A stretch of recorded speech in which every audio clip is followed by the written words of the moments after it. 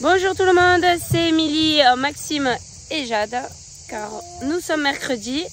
Et là, on a un chantier un peu spécial dans une de nos vignes, donc je vous montre tout de suite. Donc là, vous voyez, il y a une pelle de 25 tonnes et un camion. Tout simplement parce qu'en fait, donc vous savez que toute l'exploitation est irriguée par des tuyaux qui sont alimentés par ce qu'on appelle BRL. Donc c'est le Baronne en fait, hein, c'est des zones de captage qui nous envoient de l'eau.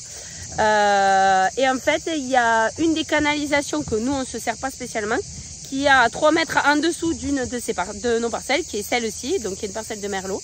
Et en fait, la canalisation a pété, il y a une énorme fuite.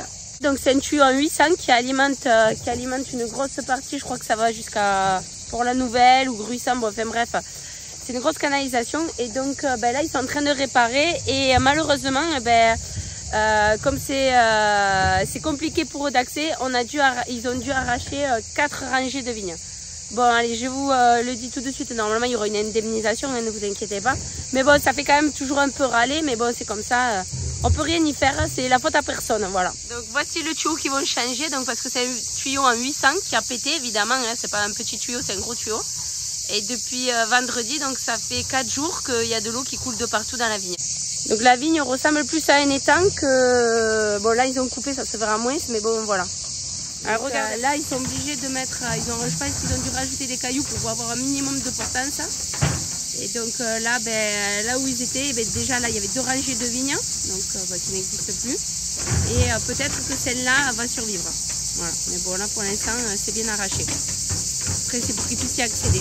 Donc là, comme vous pouvez le voir, en fait, ils ont mis des gravats pour pouvoir accéder. Attendez, bougez pas les enfants. Donc en fait, la fuite, elle est, je vais essayer de vous la montrer avec le doigt. Elle est à ce niveau-là. Donc en fait, c'était jusqu'à qu'ils coupent, c'était un étang. Donc là, il y a beaucoup moins d'eau parce qu'ils ont été, mais sinon après, c'était, il y avait au moins 15 à 20 cm d'eau. Donc là, vous voyez le trou là, c'est là où elle est la fuite en fait. Donc regardez toute l'eau qui s'est déversée dans le ruisseau. Et là pour l'instant, là ils ont arraché 3 rangées pour l'instant. Donc 1, 2 et 3 rangées pour l'instant. Et là en fait ils vont être obligés de mettre des gravats au fur et à mesure pour pouvoir accéder. Parce que c'est impossible d'y accéder, la pelle s'enfonce. Alors comment vous dire qu'on ne s'amuse jamais? Bon alors c'est pas nous qu'on s'occupe de tout ça parce que de toute façon c'est impossible. Normalement il faut attendre quand même que ça sèche un peu parce que sinon ça passera pas. Et c'est prévu pour que dans cette nuit ils puissent faire l'intervention le plus rapidement possible. Voilà. Bon parce qu'on s'est dit qu'on allait vous faire une petite vidéo un petit peu originale.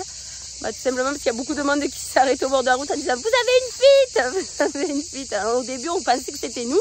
C'était une fuite qui venait de notre système d'irrigation, mais au final c'est pas nous, mais j'aurais quand même préféré que ça soit nous, hein, parce que ça aurait évité d'arracher des pieds et après de devoir replanter dans le futur, quoi. Voilà. Bon, je vous dis à bientôt. Bye bye à tous.